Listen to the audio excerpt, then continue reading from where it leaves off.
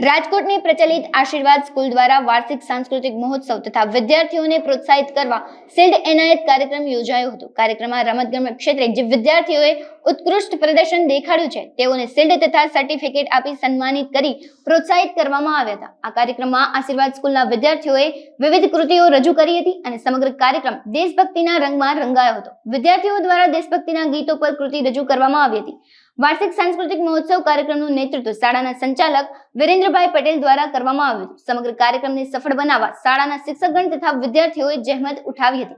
કાર્યક્રમની વિસ્તૃત માહિતી આશીર્વાદ શાળાના સંચાલક વિરેન્દ્રભાઈ પટેલે પૂરી પાડી હતી। નમસ્કાર, શ્રી વિદ્યાસાગર એજ્યુકેશન ટ્રસ્ટ સંચાલિત આશીર્વાદ સ્કૂલ આજે એન્યુઅલ ફંક્શનનો કાર્યક્રમ રાખેલો છે, જેમાં 120થી વધારે બાળકોએ ભાગ લીધો છે। અલગ અલગ રાજ્યની, અલગ અલગ વિસ્તારની, અલગ અલગ ભાષાની ઘણી બધી કૃતિઓ તૈયાર કરી છે।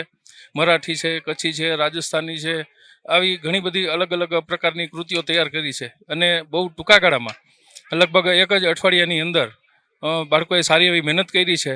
અને શિક્ષણની સાથે આ પણ ખાસ જરૂરી છે કે બાળકોનું સ્ટેજ ફીવર જળવાઈ રહે અને પોતે સ્ટેજ ઉપર બોલી શકે, માણસો વચ્ચે કેવી રીતે બોલવું એનું પણ એને થોડુંક નોલેજ રહે। 120 બાળકોએ પાર્ટિસિપેટ કર્યું છે। વાલીનો રિસ્પોન્સ બહુ સારો છે। જ્યારથી તૈયારી ચાલતી હતી ત્યારથી દરેક વાલી ડ્રેસ માટે થઈ, સમયસર પ્રેક્ટિસમાં આવવા માટે, અને અત્યારે પણ લગભગ ઓડિયન્સ પૂરેપૂરું ફૂલ છે અને વાલીનો પણ સારો એવો રિસ્પોન્સ છે।